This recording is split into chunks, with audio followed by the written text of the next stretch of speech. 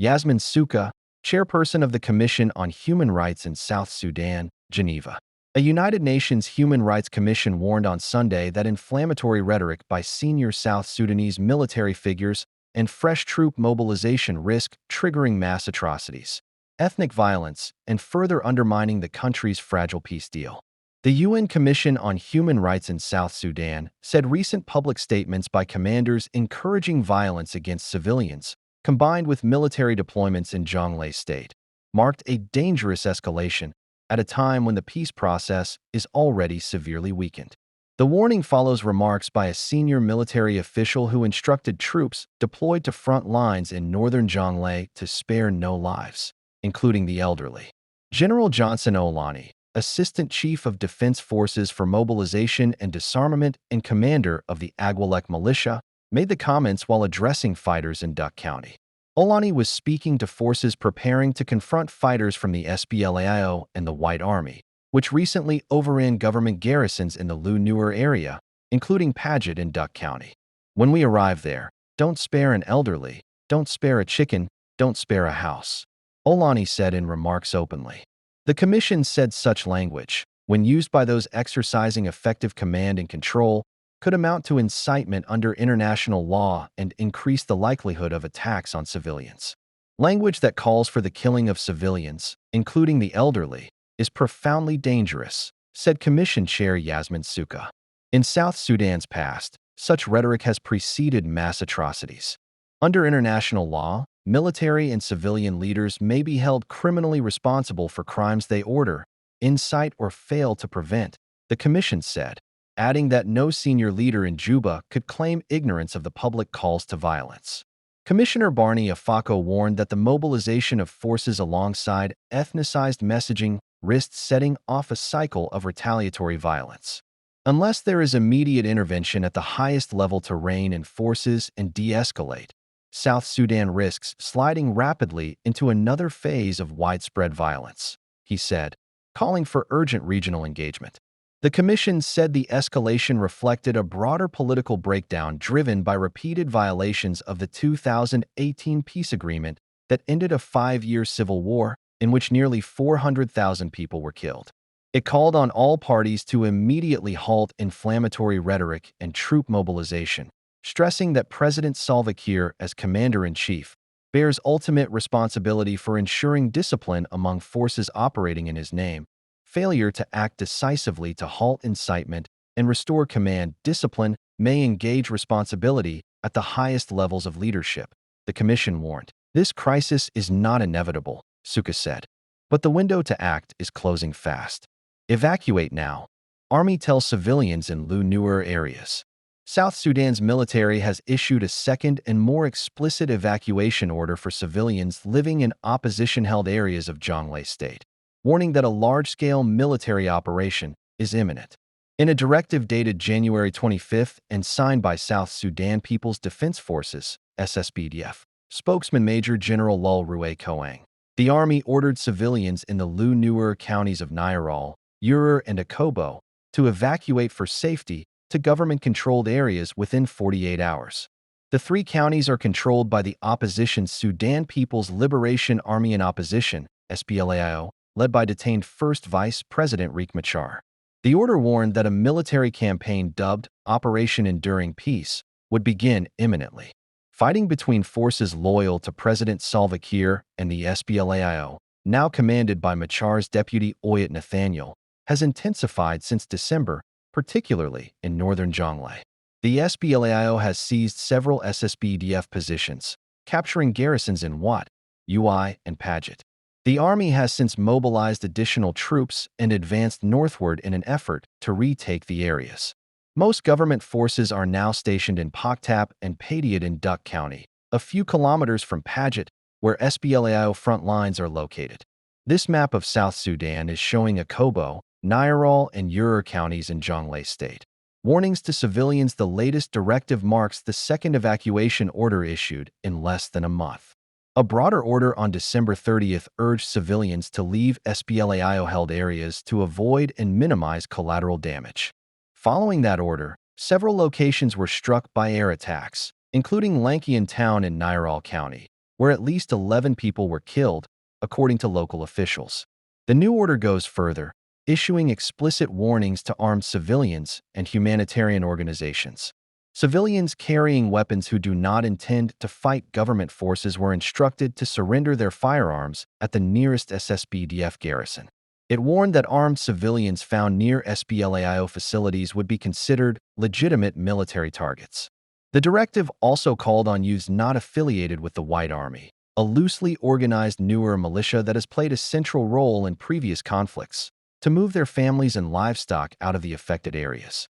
Non-governmental organizations were given 48 hours to leave the 3 counties. The increasingly urgent language, the naming of the operation, and the unprecedented ultimatum to aid agencies and civilians in the 3 counties pointed to preparations for a major government offensive. Major General Lul Rue Koang delivers a statement on the northern Jonglei evacuation order. Atrocity fears of the evacuation order came amid growing alarm over inflammatory rhetoric by senior military commanders deployed to the front lines in northern Jonglei State. A day earlier, Gen.Johnson Olony, Assistant Chief of Defense Forces for Mobilization and Disarmament and commander of the Agwalek militia, told his fighters in Jonglei to show no mercy during upcoming operations. When we arrive there, don't spare an elderly, don't spare a chicken, don't spare a house or anything, Olony said. We are tired of problems every year until we have gotten old in problems. He framed the deployment of the army to northern Jonglei as a patriotic duty rather than a financial one, telling troops they were defending the nation, not fighting for salaries.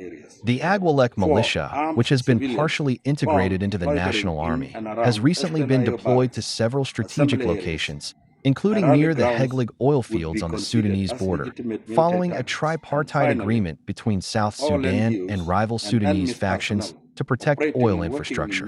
Olony was appointed to his current post by President Kiir in January 2025, despite a history marked by defections and allegations of human rights abuses. South Sudan's Greater Upper Nile region, encompassing Jonglei, Upper Nile, and Unity states, has long been the epicenter of ethnically driven violence, with civilians, particularly women and children, frequently bearing the brunt of military campaigns. UNMISS said it was gravely concerned by reports of General Olony urging troops to carry out indiscriminate violence against civilians in northern Jonglei, where more than 180,000 people have reportedly been displaced by recent fighting. Inflammatory rhetoric calling for violence against civilians, including the most vulnerable, is utterly abhorrent and must stop now, said Graham Maitland, the mission's officer in charge, urging leaders to halt hostilities and uphold the 2018 peace agreement. The UN Commission on Human Rights in South Sudan also warned that such language by senior military officials, combined with fresh troop mobilization, risked triggering mass atrocities and ethnic violence. Fears of return to war. Political analysts say the military buildup comes as South Sudan prepares for elections scheduled for December 2026, amid a deep economic crisis and a peace process that international monitors have described as severely weakened. Baboya James Edimon, head of the Institute of Policy and Research, warned that fears of an SPLAIO advance towards Juba could trigger a broader confrontation. If the fighting intensifies, political priorities will shift from reforms and civic processes back to survival and military calculations, he said. Human rights activist Terminion Gatwech cautioned that commanders from both sides could be held individually accountable for abuses committed by forces under their control. Mala medilian gadel, I tell her that tagalong katadun kel cananishang. I chineben kaya kalar te tot, kalarje kalal, ribor and up the conkeling con edian gorgeshan alama. I take a tip I talk, ray tang tim paiwa. I check on Gazano Kaguaron Wangadan. She corcherum kapajut. She dated dan la SSPDF. She dated dan la ditch as well in my Je onko cover your corguat and taten. And she dake a little do no canada con a lagang till at a niam co big pin becana witch. And what the chigrum buka. Kagwad laram and talk that Chajala dano, she date as well as my war. She did a much as a never looking low jock, colored jabano can career corner. chicken ngot ko mugul kana wakan ko niam no witin chala duk konti ajana mo akate ga ta golong te bito ka kanina bibanto katan ngai ko na umwa kizantama trao ka te bidil tok akawone no mijira mijidit gore yano di bona madira maten kadi nyobo kamano ko de kan laratin kono top reinina tinu tundiam dan de kan ke de ka gwaden ana majan mangone de ne temye karaje chala da ulun chi kwariyo marai tindit chero jamo che ga kano chi top chagwano bai basibiliana ba ka tret ke des araje chala da cha gak ka bel ka kwarno ulun karaje chala ka media ka togda ka chagor ka pine kuma ano ne dialten chien ka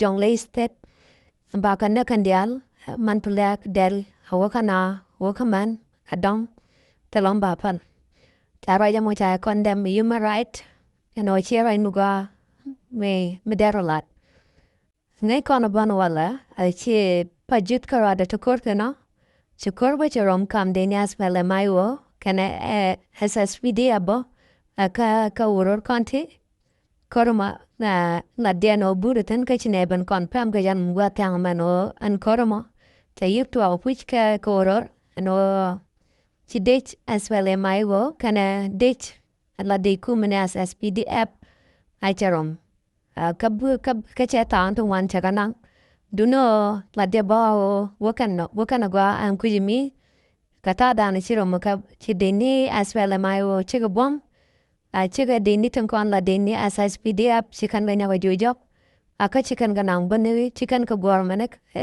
chikan aja chubne ka bara naken duno kana lar no chiga waji chikan kap na mo kana tok kana gone bne kalaria wedigen wadana roite kwano lincoln neden tukan kelong ke pose la chale habwelek ke kantat tin la newulin pankien akala kan malajel kel tan wen dial jelatan namo ajana to wantama gwejen malade en ulwin lingjo de chang mi jine ke pinya welcome lindia mat ka bitun kona cha lade re ka speech na youtube do ko milenga ane chana tekel lenga joda تعبان في مشاكل بتاع الليله كبرى قبيله تاعنا بيقولوا قبيله شلو قبيله ديفا قبيله نوير كل ما سنه انقلاب كل ما سنه مجله ومشي لكل بيجي من العليل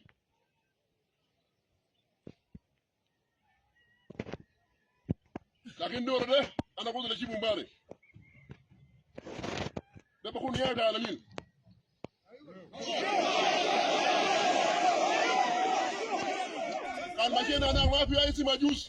Tero kan shiro dendat nigira makan channel makan kana bor no one gore yano di channel madi jabor ko di ne support ke subscriber kana buji bidian kelar tilane ka kamya buji ka kuja machila ta dalong ko yane dialam hune kalaran di shalat ko kuyane sapwani shang ko ne lar chine nguna na yane bako biaje beling miti kama dumukan lara mijep gore yano di nyoka yakel chila data dalong data mai.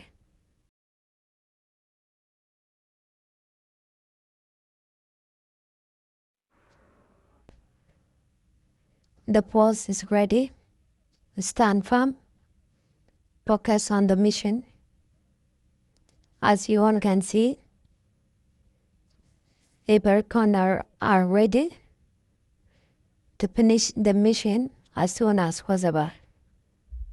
We hope you have only few days remain, not months, and not even a year. We only have few days remain to make the work done. Now the government of people is coming in, where every Sudanese will live in peace and celebrate their life and enjoy their country where there is no nepotism, corruption, and discrimination. All 64 tribes of South Sudan will live together in harmony and prosperity. No one will judge another tribe by language and for everything. Everyone will be equal in South Sudan. No discrimination, zero discrimination. No corruption. Corruption will be zero. Our country is very rich in resource. We have enough mineral. We have enough oil, which is petroleum, that can feed every South Sudanese.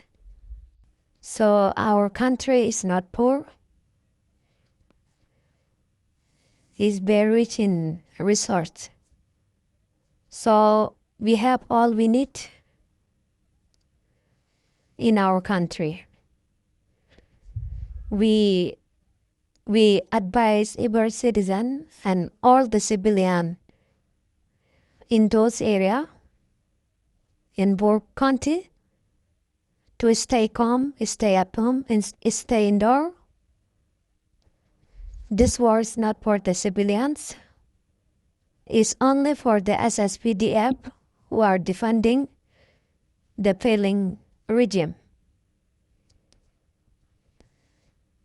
The SPLMIO post is not coming here to fight Dinka, but we only fight the regime that failed all South Sudanese.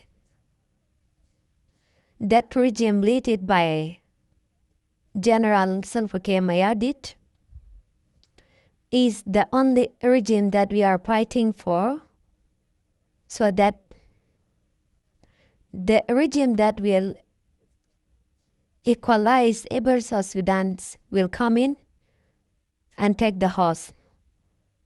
That is the only reason we are fighting for. This fight is not between Dinka and Nuer, but it is a fight of two regimes, two parties, SPLM and SPLA-IO. So it's not between Dinka and Nuer. We advise every civilian to stay calm and stay indoor and avoid the dangerous area or war zone. And if you feel yourself that the situation is not okay for you, please, we advise you to relocate somewhere else that will be comfortable for you if the situation is not good for you at the moment. But we advise every civilians of South Sudanese around Burke County or the nearbys, please make sure that you distance yourself from military barrack to avoid the danger zones. So if you see that like the area you are in is not comfortable for you, it is advisable for you to relocate somewhere else. And for you people living in Juba, it's good that you will also stay indoor. Make sure that you restrict your movement. Don't go around and around. Stay where you are. Maintain your security yourself. Human safety is the first priority for us. We are not coming to harm the civilians, and even the soldiers who are confronting us. If we catch you and you surrender your gun or ammunition, we got no problem with you. We can take you as the war criminal, put you in prison for some time, and you will be released after some, or when we accomplish our mission. We are not here to kill the South Sudanese, but to protect the life of the South Sudanese. This is our message to every South Sudanese. If you can hear us, take this as a warning. We are here for the civilians, and we are here to protect the civilian of South Sudanese, everyone, all 64 tribes. So thank you. Take this as a message for yourself and for your neighbor. Have a good day. Thank you.